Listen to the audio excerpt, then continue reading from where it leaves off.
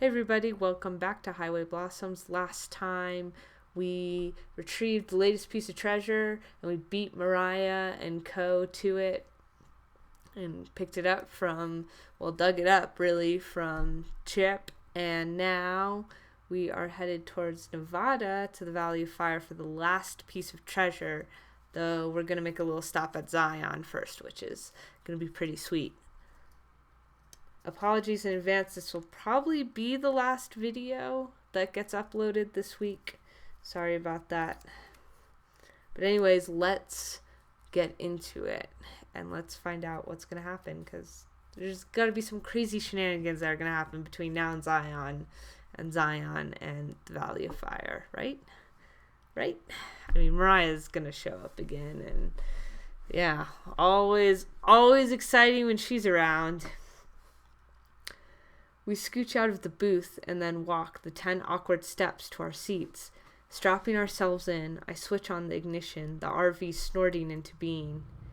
I search for the cassette player, then look to Marina, already lost in her thoughts as she stares out the window. I don't have the heart. No, I don't have the courage to snap her out of it this time. Sighing, I bring my hand back without pressing play and pull the motorhome into drive. It's too bad, too. I think I'm really starting to like Marina's hugs.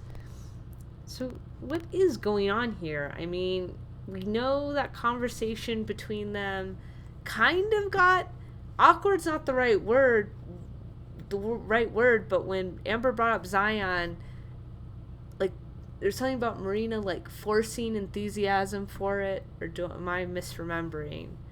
And I assume that's contributing to her attitude now. But I guess I should just continue to read on. Hours and several cups of coffee later, we've arrived at our destination, or at least close enough to easily check in the morning, yet hidden enough to not get towed. Marina looks to the window, but her eyes drift back over to me, then mine to hers. For one drawn-out second, our eyes are interlocked, petrified by each other's stares, or by the other's stares. Then time continues. Our heads swing in the other direction so fast it takes my mind a few minutes to catch up. The side of her cheek I can still see is flushed. Glancing in the rearview mirror, I find mine are too. I grip the steering wheel, then cautiously, without turning my head, look back to Marina. She notices. Our eyes connect again. Blush, rinse, repeat. The past 8 hours have been excruciating, especially while fighting the urge to throw on music. Unless the awkwardness is brought on, or not the awkwardness, the sort of downer mood that's happening right now is going on because they know they're coming to the end of this journey. And, well, that might mean that they're going to part ways, or so they think. I wanted to give Marina the space she needed to say what she has to, or give myself the space to blurt out what I need to say. It was just... Again, Marina looks. I jump. We blush. Never the right time. Deciding I've had enough, I hop out of my seat and stretch. Marina follows. I grab my mug from the holder and drag myself across the scratchy carpet to the sink. A small jolt shocks my finger as I reach for the faucet. The mug slips from my hand and crashes onto the counter, splashing coffee everywhere. Crap. Let me help. Marina springs over and reaches for a kitchen rag, but I swat down her hand and grab it just as she does. Don't worry. Now we're forced to look directly at each other, but there's no blushing this time. I nod and pull away the rag as her fingers slide down the fabric. I got this. She stares down the counter, the spilled coffee trickling onto the floor with a steady drip. Oh. Without another word, she slouches back to the couch. If you give me a sec, I can set up the bed. The bed's metal frame slams down with a loud clank that vibrates underneath my feet, followed by the couch cushion swishing past me, landing on the other side of the motorhome. For ya. Damn it. Whatever, I'll deal with this in the morning. I toss the rag into the sink and head to my room, hesitating in front of the slider. Please don't let it end like this. Amber. There's a pause. Several times I hear small gasps, like she's about to speak, but they all just melt into sighs. Good night. Night. My hand balls into a fist, my fingernails clawing deep into my skin. I step into the room and shut the slider behind me, immediately throwing my face into the pillow. Seriously, I feel like I've missed something. Did I not read in between the lines enough to get what's going on? Which, to be fair, I think this game actually does a really good job at subtext, so maybe something's gone straight over my head. I can feel my heart pounding as I roll onto my back, lying there, twisted up in my sheet. It just keeps beating and beating, never settling down. Managing to lift myself up on my elbows, I look at the picture next to the slider. The one with the vinyl sleeve. I still remember how his hand felt against my head, from the bony joints of his fingers to how their calluses massaged my scalp. For such a breezy old man, it's amazing to think just how strong and confident his love was. I let my head fall back against the bed and rest my forearm over my face. Oh man, what am I gonna do, Gramps? Oh man, these breaks. They don't sync up with my video breaks at all, do they? A brisk wind curls around me as I step out onto a patch of dirt that can barely be called a parking spot, in a place that can barely be called a campground.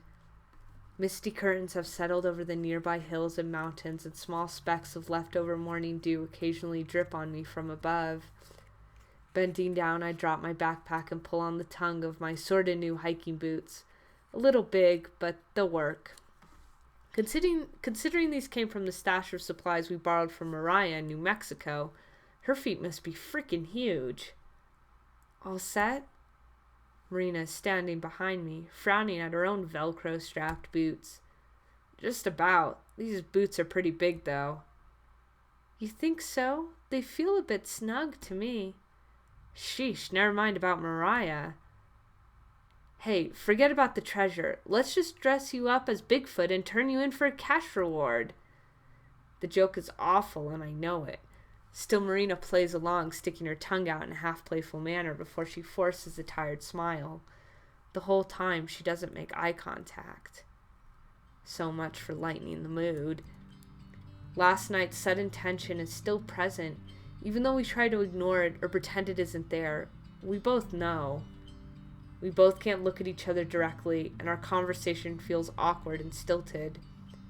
But we pretend everything's normal as we try to put on our best performance and reenact our usual routine. So how long is the hike? The brochure said about 90 minutes each way. Might take even longer in this weather. Oh. I can feel the gulf between us. It's like yet another canyon, except I don't know how to cross this one. The picture in the brochure was super pretty. Angel's Landing, right? Now it's her turn to try and lighten the mood. I hate how we're both too afraid to just address the issue. But I'm just as guilty as she is here. I sigh and play along as best I can. Yeah, it's nice. It's supposed to be the most scenic view in Zion. That's what Gramps told me anyway. This hike was one of his favorites. Said the view is so lush that there's so many trees and plants that he discovered several new shades of green up there. It was one of those spots that he was most looking forward to visiting with me. Oh, that's kind of sad. Heartbreaking. I feel ya, Amber. I glance back up at the mountains. The mist doesn't look like it will clear anytime soon. In fact, it seems to be swallowing up more of the landscape. It's got Marina's attention, too. She stares up as if she's picking out specific details in the fog. While she's distracted, I let my gaze rove over her again, guiltily, like I'm sneaking glances. But I don't care. Admiring the sweep of her shoulders down into her collarbone, and the rest of the curves of her body.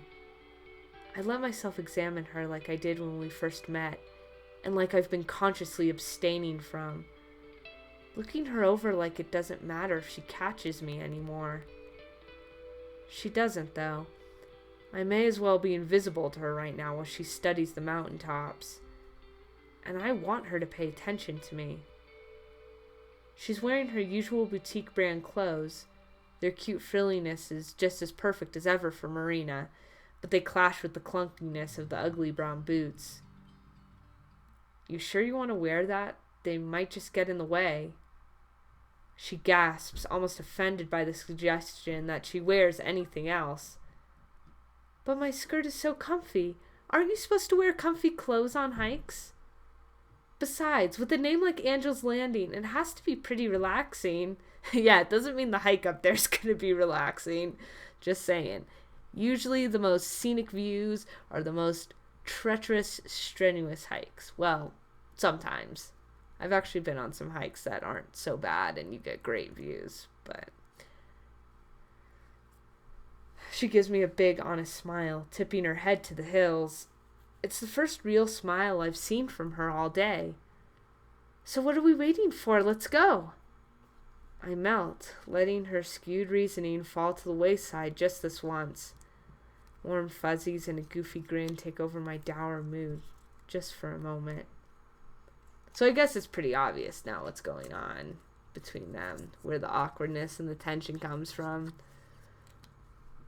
Again, this game is, I gotta say, is pretty good at building up subtext and like addressing things without saying them, which is the definition of subtext and is a part of really good storytelling. All really good stories have great subtext where you don't need to tell your audience or your reader, hey, this is what's going on. You don't need to say that explicitly, because if a writer's done their job, the subtext will speak for itself and your reader will read between the lines, essentially. So I have to say, I don't know if I've brought this up before, but I really appreciate that about this game, because it's been very subtext heavy with Amber's attraction to Marina, or even just her attraction to women in general. And also there have been things with Marina that are very, like, not explicitly stated, but you pick up anyways. So kudos to the writers. I really appreciate the artfully and tastefully done subtext. It's very A+, in my opinion. All right, but no whining if they end up being a problem. Slinging the backpack over my shoulder, we head for the shuttle that leads to the trail.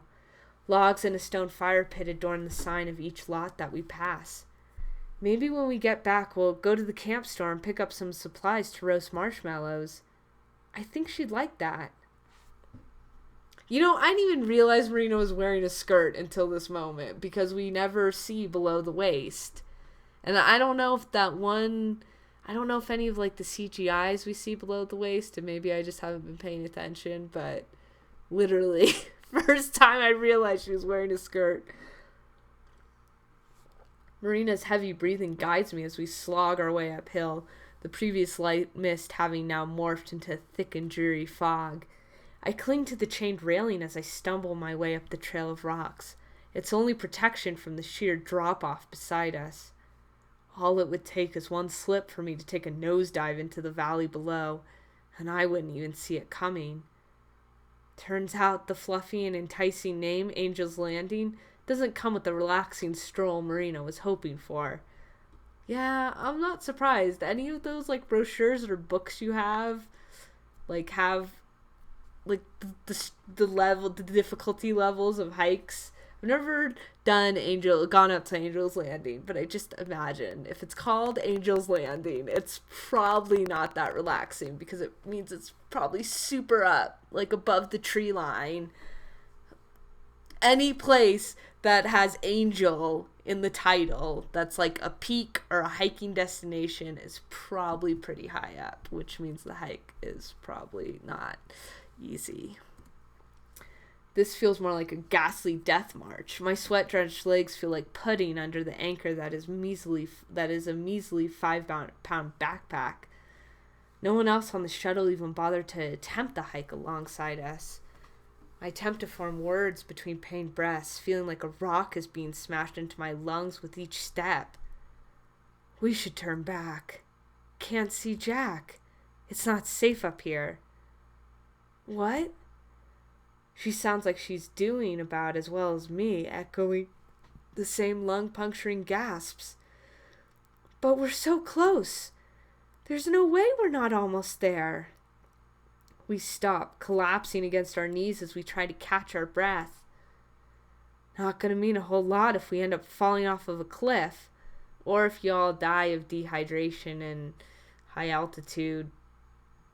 I don't know how high the altitude goes, but this is why hikers die in the Grand Canyon, at least, and in other parts of the world, is because people don't turn back when they should. Anyways, I'm distracting from the story, but I really don't want to see them die. They're not gonna die, but I can't help it. Personally, I've dealt with hikers in parks when I worked for a park once, and I was like, I cannot handle. Please don't go out there unprepared, because then we have to fill out all this paperwork, and it kind of sucks if you die doing something stupid like hiking. I don't know why I'm babbling about this right now. I'm not going to anymore. You were the one who wanted to do this so bad. Every couple words are punctured by her gasping for breath. Yeah, but... Amber, please, let's keep going. Her voice is a whimper, fragile and meek. I fold. Okay. Marina has a way of making me shut up when she wants to, whether she knows it or not. Today it doesn't make a difference. I'm not going to be the one who makes things worse. She's wrong about one thing, though. I wasn't the one who wanted to hike up here. Gramps was. It gets easier after our break. The trail begins to plateau and the steepness evens out, fading behind us until the return trip. Ooh, that's a nice sound effect. For a minute there, I thought like something was going on in my hotel room right now. But it's not. It's the game. That's sweet. Ooh, I think we're already here. See? What did I tell you? Marina darts ahead, disappearing into the fog so she can look at the mythical view that the brochure and I have preached to her, and Gramps to me. But if my suspicions are right, this weather and the view aren't going to be very compatible. Following behind, I step out of the cloudy murk and into an area that offers only slightly more visibility.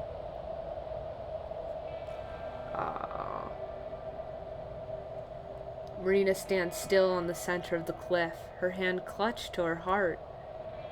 What should have been a bird's eye view of Zion is nothing but a sea of fog. The lush greenery and full valleys are invisible. Only a few overgrown bushes and some rocky points peek out above the clouds.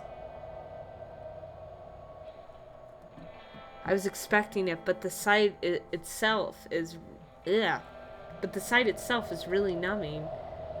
The hollowness in my stomach, the one I've gotten so used to feeling, rears its head once again, only intensified by Marina's silence, any expression shrouded by her bangs as she tilts her head down. Sorry. Gently, she shakes her head.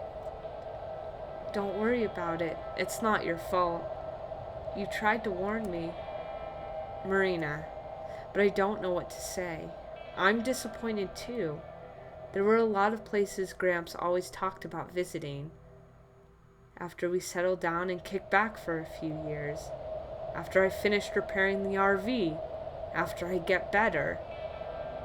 This place came up more than the others, though. Not just Zion, but the landing. Kept saying we were going to hike up here, have a picnic, maybe watch the sun come up. A slight smile comes to my face as I think about him trying to make that hike. I'd have liked to see the geezer try. While I'm not a big enough sap to try and make all of my and Gramps' plans happen now, it would have been nice to see the view. With Gramps, Marina, and everything that's happened over the past month, it just seemed fitting to make the trip. Angel's Landing. I glanced back to Marina, the hand that was clutched to her chest now stretched outwards, grasping at the empty air. A slight breeze blows through, ruffling her hair. She looks beautiful. She looks angelic. I didn't go to church much as a kid, but she looks like someone I'd see on a stained glass window, right next to a run edition of Calvary or Skull Hill. It's frustrating to have come this far for nothing. But is it because of the fog? Because of Gramps? Or because of Marina? My teeth grit, grinding against each other under what feels like an unimaginable weight. Come on, let's go. I turn around and begin down the slope. There's nothing else worth seeing up here. Marina doesn't follow. No spirited footsteps trailing behind me. No speeding bullet blazing ahead. Marina, we're going. It comes out with more bite than I intended, but I don't care. I just want to get out of here now. Marina is hesitant to answer, but eventually manages to spit it out, sounding more like a question than an actual statement. I don't want to? What? I don't want to leave. Not yet, anyway. Annoyed, I turn back to her for an explanation, only to be greeted by a pleading look instead.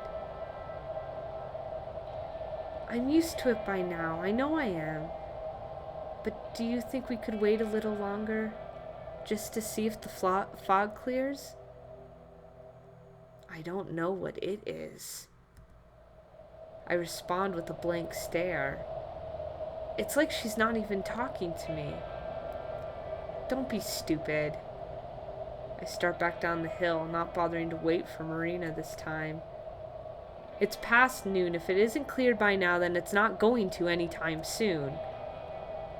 So much for not making things worse. Oh, harsh. And yeah, what was Marina talking about? I want to know what the it is too. But you know, fogs in the canyon is still very pretty sometimes. It's cool. I mean, it's not as great when it's clear, but it still can be pretty. I nudge the fire with the stick. It doesn't do any good though, as the logs just tumble on top of each other, smothering the already pitiful flame. For a moment, our lot is only lit by the few remaining embers in the pit. Sighing, I grab a bottle of lighter fluid and squirt it onto the ashes. An artificial flame roars into existence, then peters to the size of a pathetic candle flicker just as quickly. I plunge the stick back into the fire and scrape cinders from the glowing wood. Eventually, a flame catches on a charred log and grows until the pit is blazing once again. About damn time. The joy is exclusive to me, however, as Marina stays silent, staring into the fire. Want another s'more? She bounces back to life. Oh my god, yes, please! She catches herself and switches back to broodiness. I mean, sure, I guess. I roll my eyes, but can't help smiling on the inside. No matter how hard she tries, she's still the same Marina she's always been. I grab a marshmallow and stick it on the end of a bent coat hanger before handing it to her. Without another word, she plops it into the fire.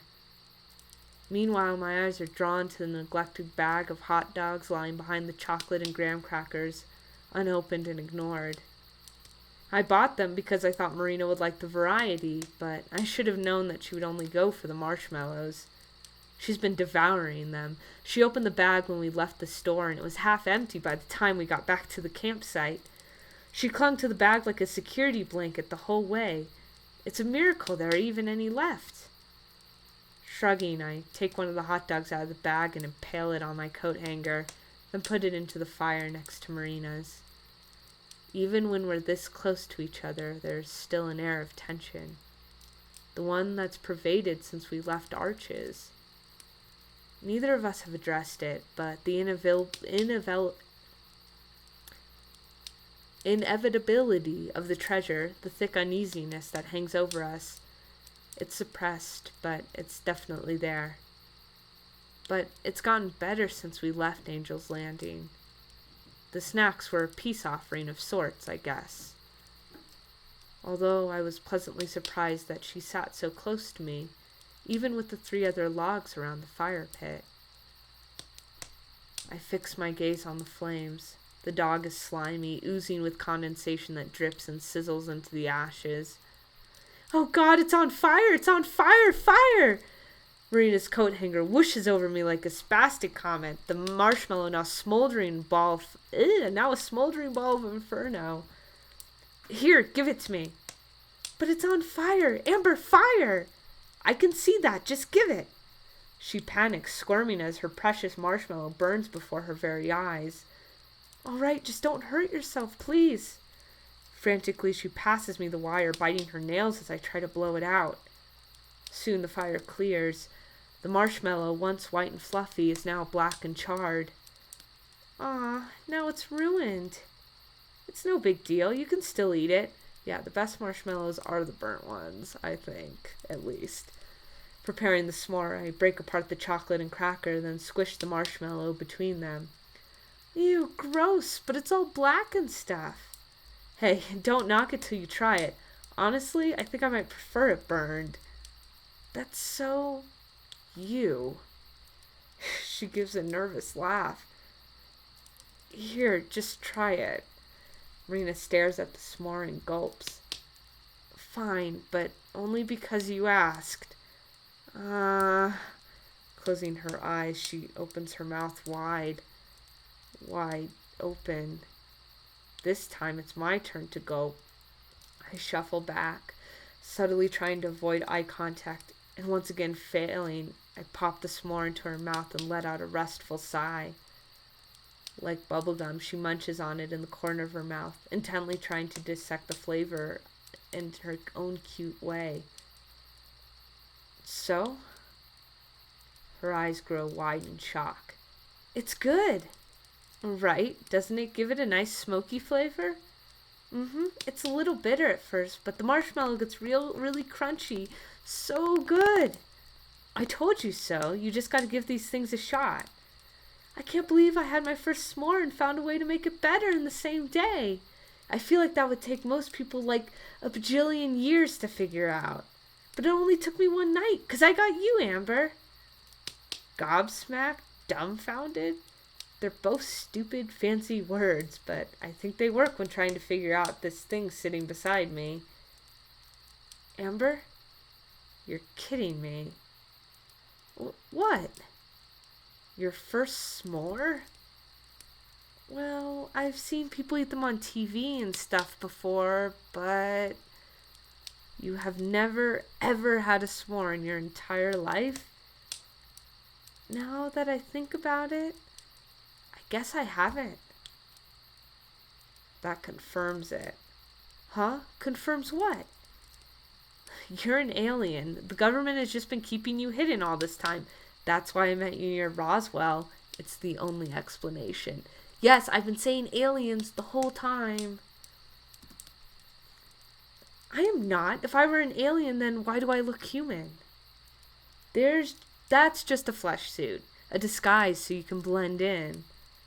That's mean. You can't just buy these good looks at the costume store. What's your sector ID? Is this your first time away from your home planet? Amber, stop. It's not my fault. Her face puffs out, and I have to resist the urge to poke and deflate it. If I don't quit, she may actually start pouting. I'm sorry. I'll stop. I'm tempted to squeeze one more joke out, but decide against it as I try to hold back the snicker under my breath. I like you better when you're serious. She crosses her arms, turning away as she closes both eyes to block me out. Then, with a grin, one eye open, we both burst out laughing. Since the hike, the fog has climbed down the hill, enveloping the campground. Even here it's carved out a small pocket, the breezy chill surrounding us as we take the warm glow of the fire. It feels nice. But for real, I still can't believe this is your first time leaving home. She settles down a bit and places her hands in her lap, teetering side to side as she looks to the sky, even though there's nothing to look at but mist. Yeah, sometimes I have trouble believing it too. Since there's so many of us, I guess my mom and dad could never afford to take us anywhere. That's what I thought. If her family is as big as she says, it's not like they could have just packed up and traveled like me and Gramps. You said you have 9 brothers and sisters, right? Yep, there's 9 of us, plus mom and dad, so 11 altogether. Jesus. Right? Everyone says our house is pretty big, but it's always been so cramped that I've never been able to tell. I've never even had my own room. I've always had to share with some of my sisters. My older brothers shared too until one went off to college. Is that the same brother whose car got torn apart by Mariah? She laughs guiltily. Yeah, he always called it his love wagon. If that thing was a love wagon, then my motorhome is a love palace. Ooh, that's a good name for it. Don't even start. Anyway, he said he wanted to get a new one when he got to Salt Lake City, so I don't think he'll be too angry. Hold on, that's in Utah too. Why didn't you tell me?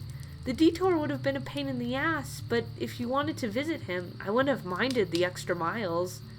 Not if it was for you.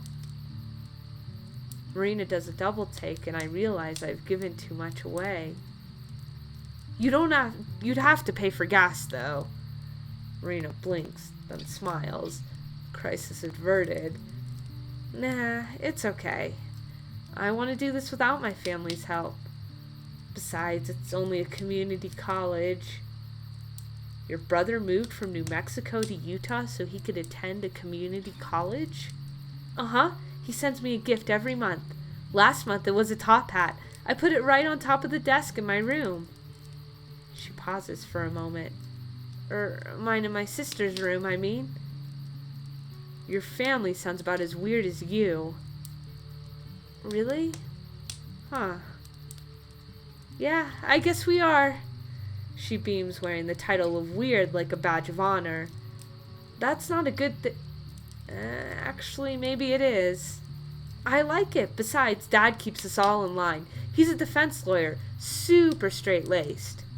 You remind me of him, actually. He likes everything nice and orderly, which is bad for him because he's surrounded by us, but... She talks for a long time, chattering and laughing about her family, the smile never leaving her face. I almost get lost in it. I almost want to. For the precious minutes that she speaks, I forget the tension that shadowed us since Arches, and could believe it was never there.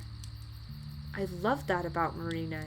Even when we're wet with rain, or humoring truck drivers, or racing a lunatic down the highway, she never hesitates to smile. For her, it's always poised on the brim, waiting to shine through. I could listen all night, but she trails off only a short time later. I'm sorry. This must be boring, right? Nah, I could tell you love him a lot. It was always just me and Gramps, so it's sort of interesting to see how other families work. The lot falls silent, save for the crackling flames. I brace myself for what I know is coming.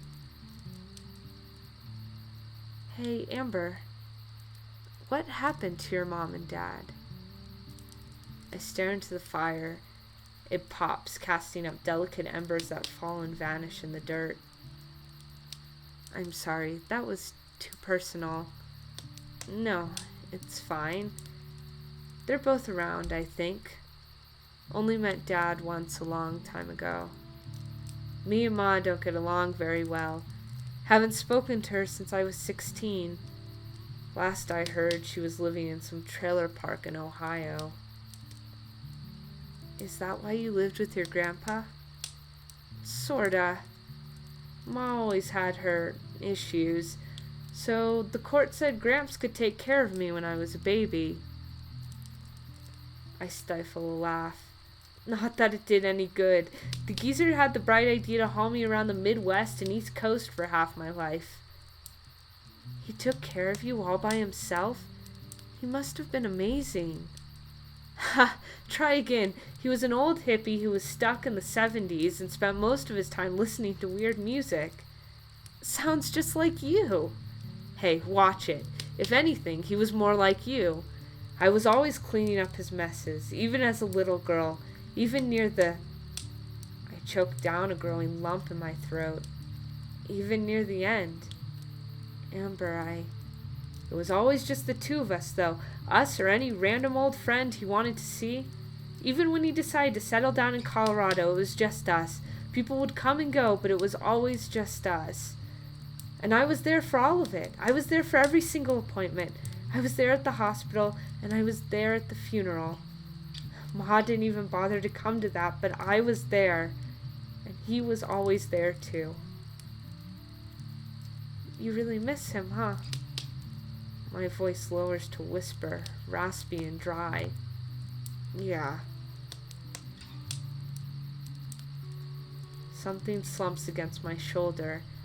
Glancing down, I discover Marina's head resting against mine.